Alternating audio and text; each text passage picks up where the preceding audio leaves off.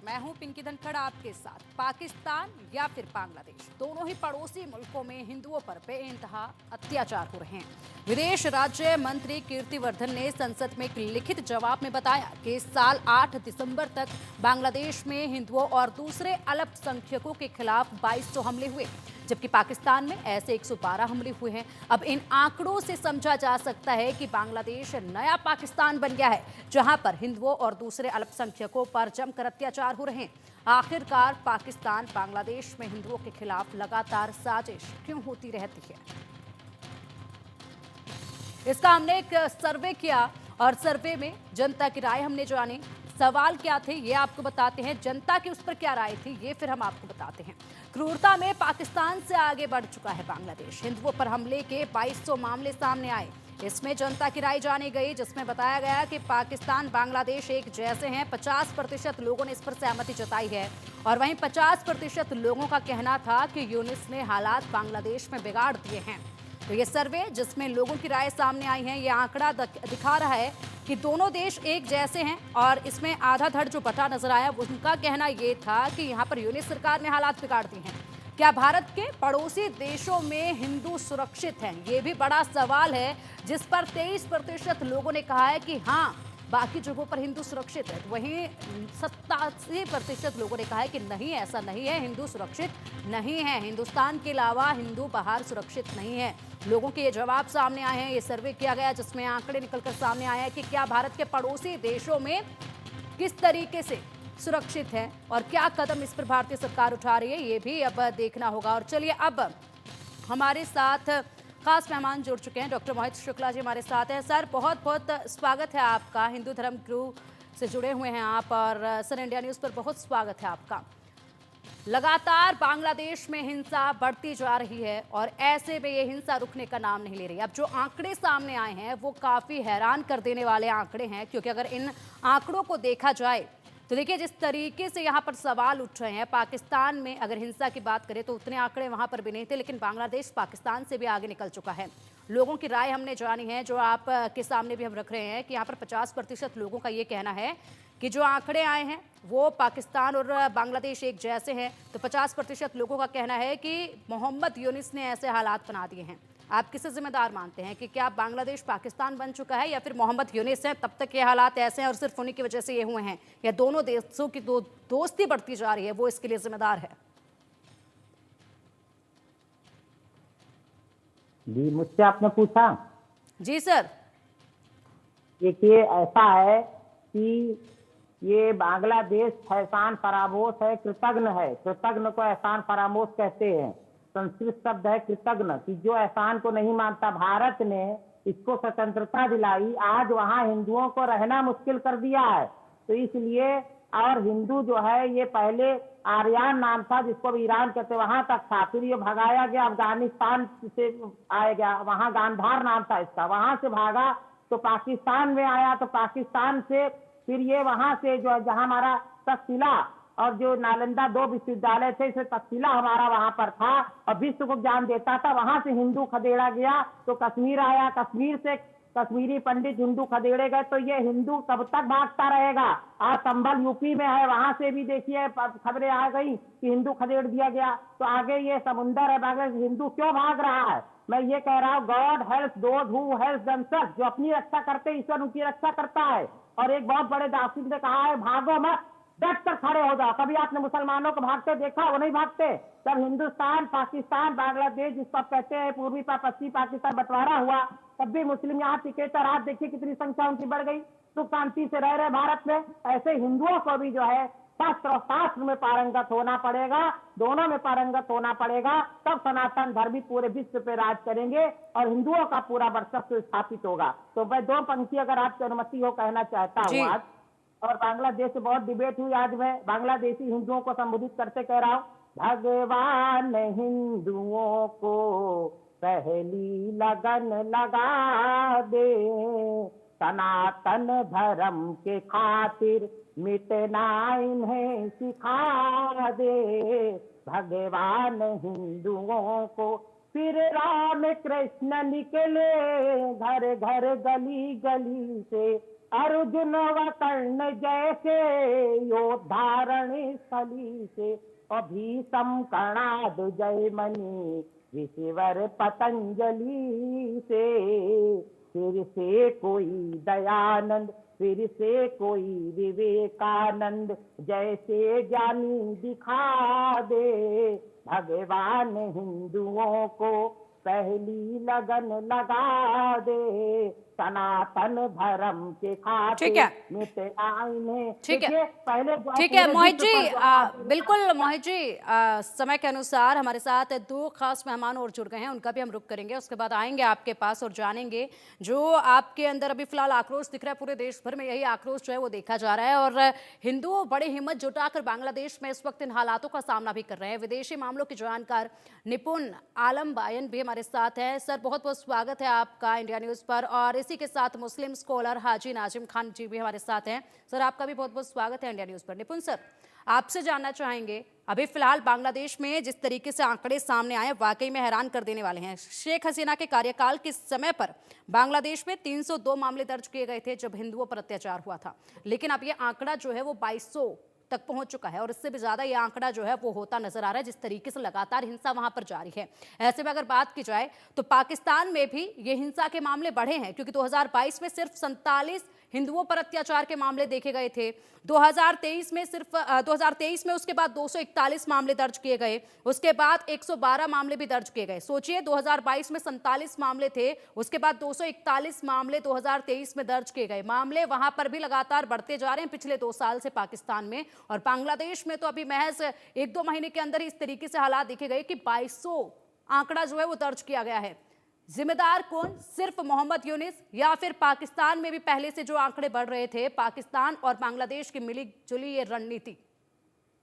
देखिए, अगर हम बात करते हैं पाकिस्तान और बांग्लादेश दोनों की हम बात करें, लेकिन थोड़ा सा बांग्लादेश को हम एक स्टडी करें अगर, तो आप देखेंगे 23% आबादी 1947 में थी और 71 में वो 16% रह गई थी और 16% के बाद आज वो आपका 8% थी। इस 8% की जो कमी आई, 16 से 8%, ये बांग्लादेश में कमी आई। पहला तो पाकिस्तान था। और जब हम 8% की कमी देखते हैं तो ये आप देखेंगे कि जब वहां पर रहा तख्ता पलट रहा, यानी कि सैन्य शासन रहा बांग्लादेश के अंदर, या फिर खालिदा जिया की गवर्नमेंट रही, पर शेख हसीना की जब गवर्नमेंट थी तो शेख हसीना गवर्नमेंट ने काफी हद तक कंट्रोल करने का प्रयास किया था। जितनी भी वहां पर सांप्रदायिक घटनाएं थी या हिंदुओं के अगेंस्ट क्या जो एट्रोसिटीज होती थी, और आप देखेंगे जो हिंदुओं का जो वोट बैंक है वो बहुत ज्यादा क्या था कि अवामी लीग के साथ हमेशा रहा है, उसको सपोर्ट भी करता है। लेकिन ऐसा नहीं हुआ कि शेख हसीना के समय में भी कि 0 घटनाएं हो जाएं, लेकिन जमात इस्लामी बिल्कुल, BNP उनके पर जिस उनके प्रकार की, कार्यकाल के समय में 302 घटनाएं दर्ज की गई थी। जी, तो मैं वही बात कह रहा हूँ कि उनके समय में भी 0 नहीं हुई, लेकिन ये जरूर है कि उन्होंने लगाम बहुत किया, कसाव बहुत किया। हमें याद है कि दुर्गा पूजा शेख हसीना के दौरान में भी, तब भी वहां पर क्या था कि हमारे जो दुर्गा पंडाल लगते थे, वहां पे जो हिंदू दुर्गा पंडाल लगा उनके ऊपर हमले वहां पर भी होते थे। इसके बाद मुझे याद है कि शेख हसीना एक बार ये कमेंट भी किया था कि भारत के यहाँ होने वाली जो भी एक्टिविटीज है उसका इम्पैक्ट यहाँ पर देखने को मिलता है बांग्लादेश के अंदर। तो हम ये तो नहीं कह सकते कि बांग्लादेश में शेख हसीना के दौरान में घटनाएं नहीं हुई। हाँ, ये जरूर है कि एक लगाम थी, एक आपका कंट्रोल था, नियंत्रण था, और उन्होंने कहीं ना कहीं सेकुलर फैब्रिक को बनाने का प्रयास जरूर किया था। लेकिन आप देखिए, बहुत बड़ी आबादी वहां पर ऐसी है जो आपका जमात से जुड़ी हुई है और BNP से जुड़ी हुई है।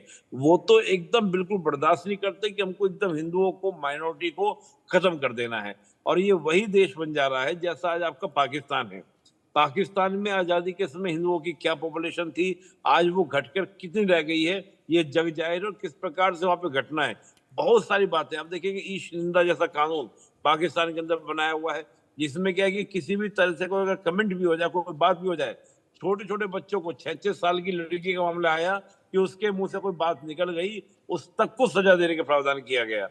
तो ये एक बात आप जानिए कि जहां पर कट्टरपंथ होगा, अतिवाद होगा, वो अतिवादी और कट्टरपंथी दूसरे रिलीजन को, और खास तौर से जो हिंदू धर्म की हम बात कर रहे हैं, उनको बिल्कुल भी बर्दाश्त करने को स्वीकार नहीं है, इनके तैयार नहीं है। मैं ये जरूर मानता हूं कि हाँ, अगर वहां पर शेख हसीना गवर्नमेंट, अवामी लीग पार्टी दोबारा से आती है तो घटनाएं कम तो होंगी, लेकिन अभी की जो हालात हैं, अभी तो एक तरह से खुला हाथ दे रखा है ना, फ्री हैंड है वहां पर चाहे जो भी आपके आतंकवादी हैं, कट्टरपंथी हैं, किस प्रकार की इमेजेस वीडियो हमारे सामने आ रही हैं कि वो गली गली मोहल्ले में जा जाके बोल रहे हैं कि आप इस्लाम कबूल कर लो, नहीं तो आपको मार दिया जाएगा। जो ये इस प्रकार की वीडियोस आ रही है, इस बिल्कुल प्रकार की जो निपुण सर, बातें और आ जब रही हैं, हाल ही में अभी जो तस्वीर सामने आई है वो तो वाकई में हैरान कर देने वाली है कि एक युवक दूसरे युवक के ऊपर चढ़ा हुआ है और तब जाकर मंदिरों में मूर्तियों को खंडित किया जा रहा है। लगातार ये तस्वीरें जो सामने आ रही है, ये तस्वीरें पूरी तरीके से बयां कर रही है कि यहाँ पर मोहम्मद यूनिस जो है इन कट्टरपंथियों की पूरी तरीके से हाथ की कठपुतली बने हुए बैठे। तो अब वो कोई भी बयान अगर देते हैं भारत को कि हम हालात को सुधारेंगे और यहाँ पर कड़ा कदम जो है उठाएंगे, तो उस पर विश्वास नहीं करना चाहिए। फिलहाल और भी कुछ सवाल जो है वो सर्वे में पूछे गए थे जनता से, उनके भी आंकड़े सामने आए हैं, उस पर भी एक नजर डाल लेते हैं। आएंगे आपके पास। बांग्लादेश में 3 हिंदू मंदिरों में 8 मूर्तियों को फिर से तोड़ा गया। अल्पसंख्यकों के खिलाफ नहीं रुक रही है हिंसा, क्या एक्शन होना चाहिए? जब जनता से ये सवाल किया गया तो जनता ने किस तरीके से इस पर अपना रुख रखा है वो आपको बताते हैं। 47% लोगों का कहना है कि भारत मिलिट्री एक्शन ले अब इसमें। वहीं 20% लोगों का कहना है कि हिंदुओं के लिए बॉर्डर खुले छोड़ दिए जाएं और हिंदुओं को यहां आने दिया जाए। कूटनीति से हल निकले, ये 33% लोगों का कहना है। तो सोचिए, ये आंकड़े सामने आए हैं। मिलिट्री एक्शन या फिर बॉर्डर खुले छोड़ दिए जाए हिंदुओं के लिए, या फिर कूटनीतिक तरीके से यहां पर एक्शन लिया जाए। इसके बाद एक और सवाल पूछा गया। मोहम्मद यूनिस के सलाहकार महफूज आलम ने भारतीय इलाकों को ग्रेटर बांग्लादेश का हिस्सा बताया। भारत ने इसका कड़ा विरोध दर्ज कराया है। आप क्या चाहते हैं कि सिर्फ कड़ा विरोध जो जताया उससे काफी है या फिर और भी कुछ एक्शन लेना चाहिए? तो इसमें 30% लोगों का कहना है कि सेना सबक सिखाए इन लोगों को। वहीं 17% लोगों का कहना है कि महफूज आलम को पद से हटा दिया जाए। 48% लोगों का कहना है कि कड़े प्रतिबंध लगने चाहिए अब, और 5% लोगों का कहना है कि यहाँ पर कुछ भी कहा नहीं जा सकता है। ये सवाल अब हम करेंगे। हमारे साथ मुस्लिम स्कॉलर हाजी नाजिम खान जी हमारे साथ जुड़े हुए हैं। सर, बहुत स्वागत है आपका इंडिया न्यूज़ पर। और सवाल आपसे ही है, जिस तरीके से मैप दिखा दिया गया, इनके जो सपने ये ले रहे हैं पूरी तरीके से निर्भर ये भारत पर हैं। एक एक चीज के लिए, चाहे वो हम किसी भी चीज को लेकर बात करें, बिजली की बात करें, पानी की बात करें, कच्चे माल की बात करें, तमाम चीजों के लिए पूरी तरीके से बांग्लादेश जो है वो भारत पर निर्भर है। और ऐसे में अब ये लोग कुछ हिस्सों को अपने मैप में शामिल करके दिखा रहे हैं। हालांकि मैप को हटा लिया गया, लेकिन जिस तरीके से महफूज वहां पर लगातार बयान देता आया है, जिस तरीके से उसको देखा जा रहा है कि वही मोहम्मद यूनिस का सलाहकार बना हुआ है, मोहम्मद यूनिस को सारी सलाह वही दे रहा है आजकल, और मोहम्मद यूनिस उसी के इशारों पर चल रहे हैं। ये भी जो है बातें निकल कर सामने आ रही हैं। इसको लेकर क्या कुछ कहेंगे आप? सबसे पहले ये बताइएगा, फिर उसके बाद एक और सवाल आप ही से है कि जिस तरीके से हिंसा बढ़ रही है वहां पर उसको लेकर क्या कदम उठाना चाहिए? हाँ, देखिए पिंकी जी, मेरी आवाज आप तक आ रही है? जी जी बिल्कुल। हाँ, देखिए जिस तरीके से बांग्लादेश के अंदर इस तरीके की घटना बढ़ रही है, तो कहीं ना कहीं हम लोगों को ये लगता है कि भारत सरकार को हस्तक्षेप करना चाहिए था। जो अब हमारे जो फॉरेन मिनिस्टर थे, गए थे वहां पे, उन्होंने जाके बातचीत करी, तो उसके बाद ये जो आंकड़े आना ये एक स्वाभाविक है। इसका मतलब ये है कि बांग्लादेश पे इस तरीके का कोई असर नहीं हुआ।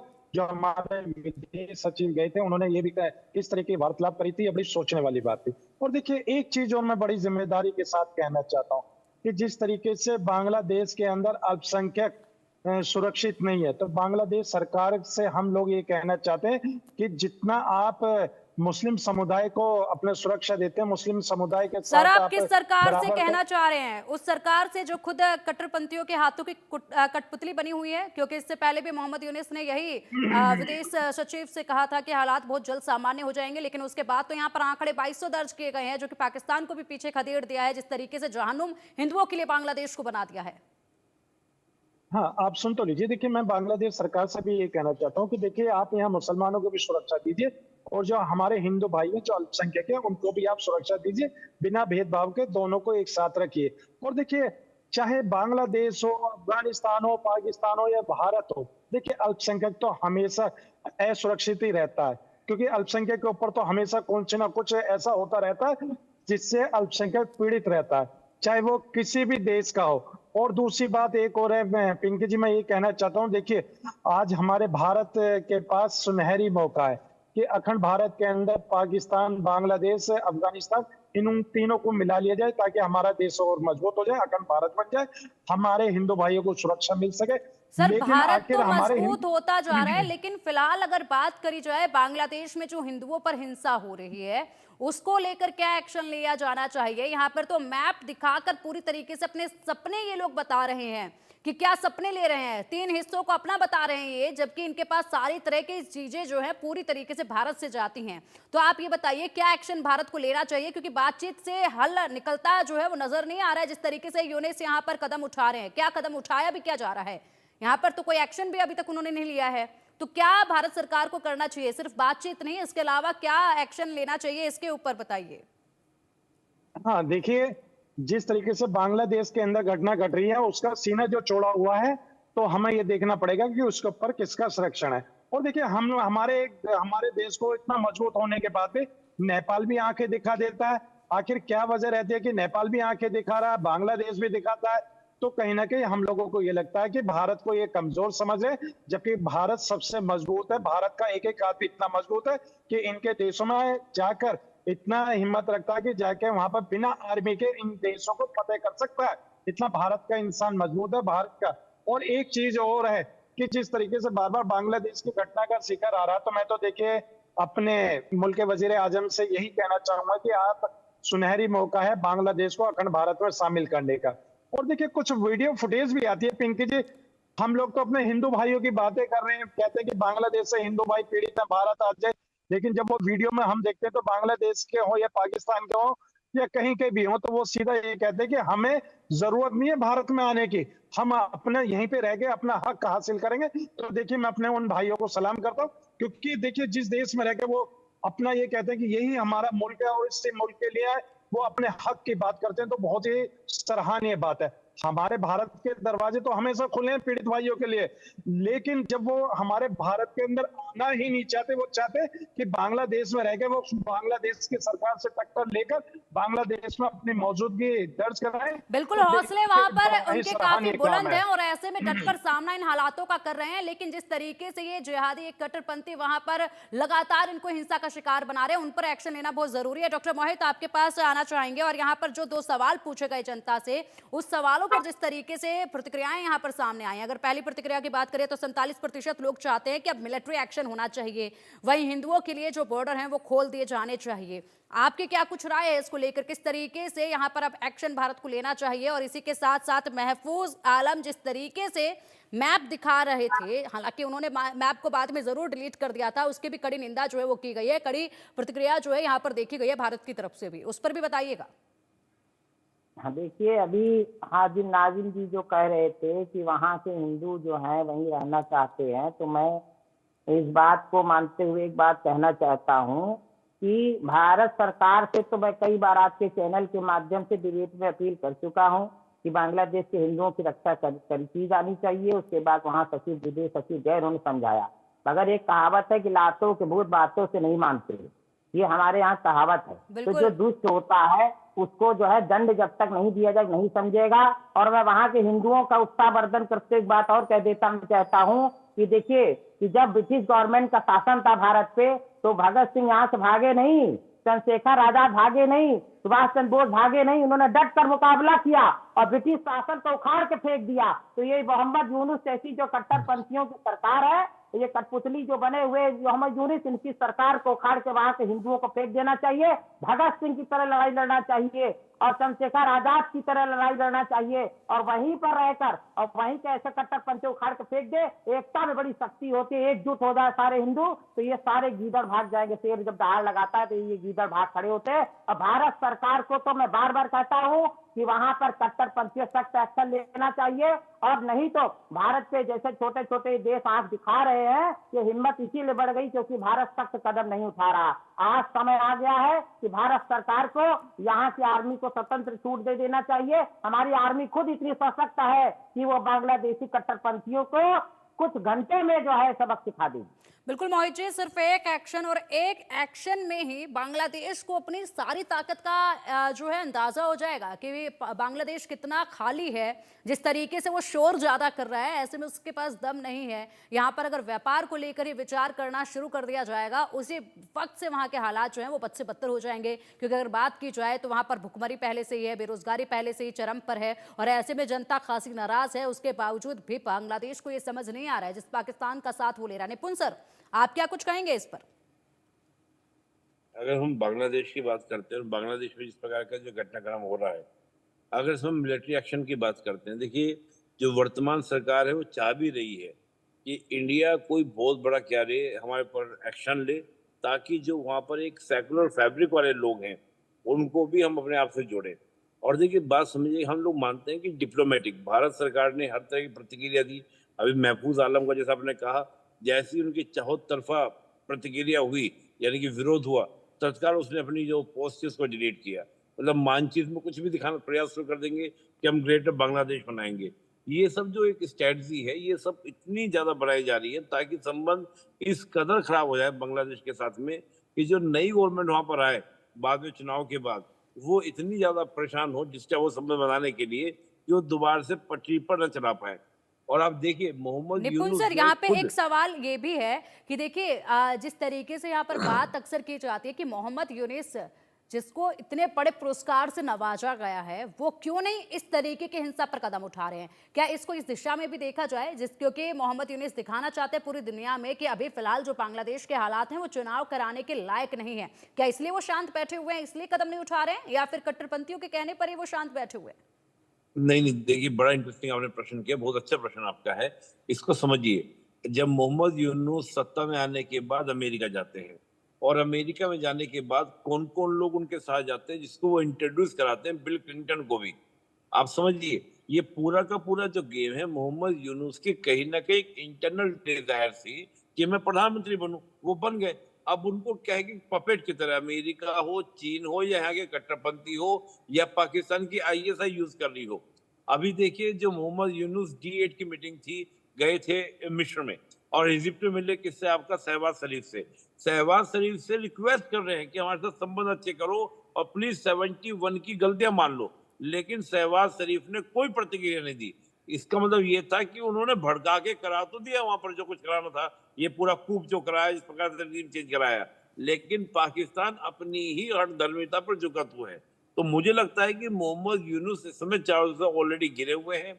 जिस प्रकार से अराकान आर्मी ने 270 किलोमीटर के एरिया पे कब्जा कर लिया है, आगे योजना जैसे अराकान आर्मी के हम देख रहे हैं, चाहे उनको चीन का सपोर्ट है, अमेरिका का सपोर्ट है, लगातार वो भारत के पक्ष में आपको क्या देखने को मिलेंगे, उनके बहुत सारे वक्तव्य अराकान आर्मी बिल्कुल ने कहा है निपुण कि सर, यहाँ पर एक बड़ी बात ये भी है कि यहाँ पर अगर चीन के सपोर्ट की बात की जा रही है तो हमेशा जब भी अराकान आर्मी को लेकर बात होती है कि फंडिंग अराकान आर्मी की कहाँ से हो रही है, तो इशारा सिर्फ चीन की तरफ जाता है, यानी कि चीन उसको सपोर्ट कर रहा है। लेकिन इस तरफ ये इशारा जा रहा है कि चीन अराकान आर्मी को सपोर्ट कर रहा है, तो वहीं बांग्लादेश भी इसी खुशी में उछल रहा है कि कहीं ना कहीं चीन का सपोर्ट हमें भी मिलेगा। जब वक्त की जरूरत हमें होगी उनके सपोर्ट की, तो वहां से भी पीछे से सपोर्ट हमें करेगा। इस धोखे में कहीं बांग्लादेश रह ना जाए, ये बड़ा सवाल है, और ऐसे में जरूर यूनिस सरकार को इस वक्त चिंता हो रही होगी। हाजी सर, आपसे एक आखिरी रिएक्शन जाना चाहेंगे। जी सर, आएंगे आपके पास, समय की बहुत कमी है। हाजी नाजिम खान जी, एक आखिरी रिएक्शन आपके पास जी। ऐसे हथियार दे देगा मौके पे फेल हो जाएंगे। चीन ऐसा सामान देगा, चीनी सामान हम भारतीय यूज करके फेंक चुके हैं, बांग्लादेशी लेके दे, ऐसा हथियार देगा चलेंगे ही नहीं, खराब खुश हो जाएंगे। यानी कि आखिरी वक्त पे धोखा जो है मिल जाएगा, बांग्लादेश को चीन से आखिरी वक्त पे धोखा मिलेगा, आप ये कह रहे हैं? ठीक है सर, आएंगे आपके पास, वक्त की कमी है। हाजी नाजिम खान जी, आपको भी बराबर का समय देना चाहेंगे क्योंकि यहाँ पर अभी सिर्फ समय बहुत कम है। एक आखिरी रिएक्शन आपका, क्या कहेंगे आप, किस तरीके का एक्शन होना चाहिए? और चीन को लेकर भी बताइए क्या भूमिका चीन निभा रहा है, अराकान आर्मी को लेकर भी और दूसरी दिशा में बांग्लादेश के लिए भी। हाँ देखिए पिंकी जी, चीन की तो हमेशा मानसिकता रही है कि भारत के अंदर किसी ना किसी तरीके से भारत को कमजोर करा जाए। और देखिए चीन ये भूल गया कि भारत कभी कमजोर नहीं हो सकता। भारत आज विश्व गुरु बनने की कगार पे, जहां चाइना दूर दूर तक नजर नहीं आ रहा। और चाइना जो अपने पिट्ठों को पाल रहा है, वो चाहता है कि किसी न किसी तरीके से भारत के अंदर वो उसी तरीके से उत्पाद मचाए जिस तरीके से बांग्लादेश के अंदर हो रहा है, पाकिस्तान के अंदर हो रहा है। वही सोचता है कि उसी तरीके की प्लानिंग भारत के अंदर भी करी जाए।